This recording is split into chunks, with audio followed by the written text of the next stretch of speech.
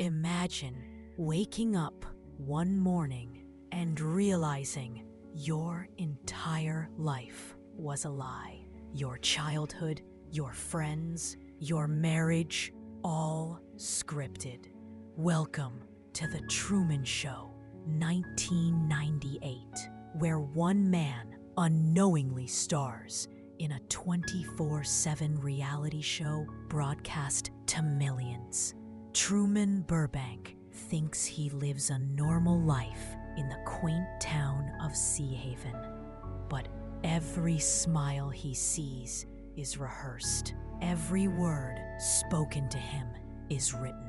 In this video, we'll break down Truman's journey from innocence to awakening and uncover how this film predicted our obsession with surveillance, social media, and the illusion of choice. This isn't just a recap.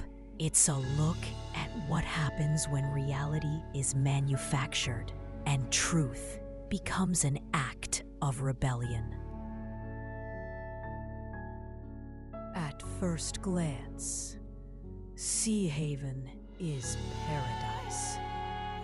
A sunlit town where nothing goes wrong and everyone's always smiling. Truman sells insurance, greets his neighbors, kisses his wife, and chats with his best friend. Life seems stable, too stable. And that's the first clue. Sea Haven is a massive soundstage enclosed in a giant dome where everything Truman sees is designed to keep him inside. The weather is controlled. The traffic is staged. Even the stars are artificial. Director Christof. Unlike most prisoners, Truman doesn't see the walls around him because they're made of comfort, not concrete. Fear is Christof's most powerful weapon. Truman's father died in a boating accident, making Truman terrified of the ocean. Any attempt to leave town is met with fake car crashes, fake emergencies, or even a fake nuclear disaster.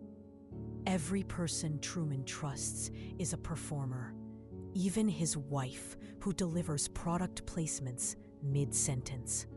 This isn't a life. It's a performance. Truman's freedom is stolen not by force, but by routine. The film invites us to ask, how many of us are trapped by systems we don't even see?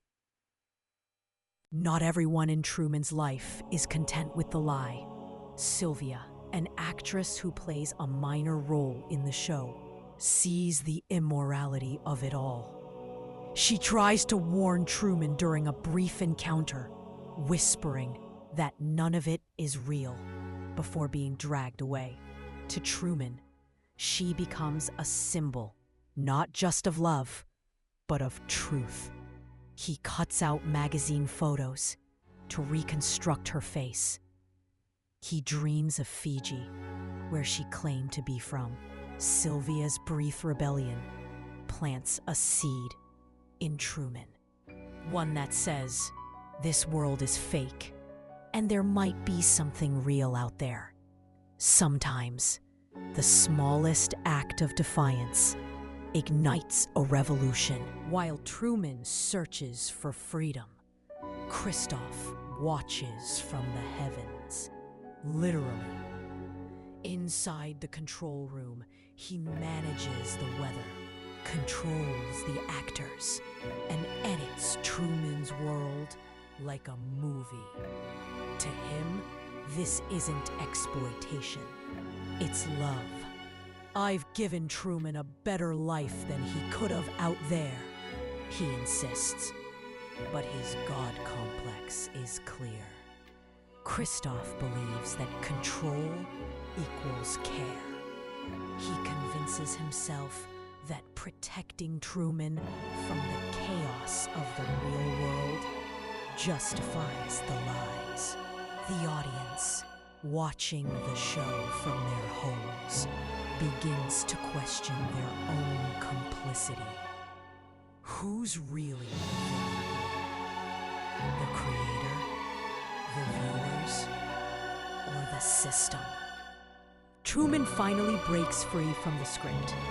He steals a sailboat and heads into the artificial ocean, defying his deepest fear. Christoph, in a last desperate move, conjures a violent storm, nearly killing Truman on live television. But Truman survives. His boat crashes into the sky, literally.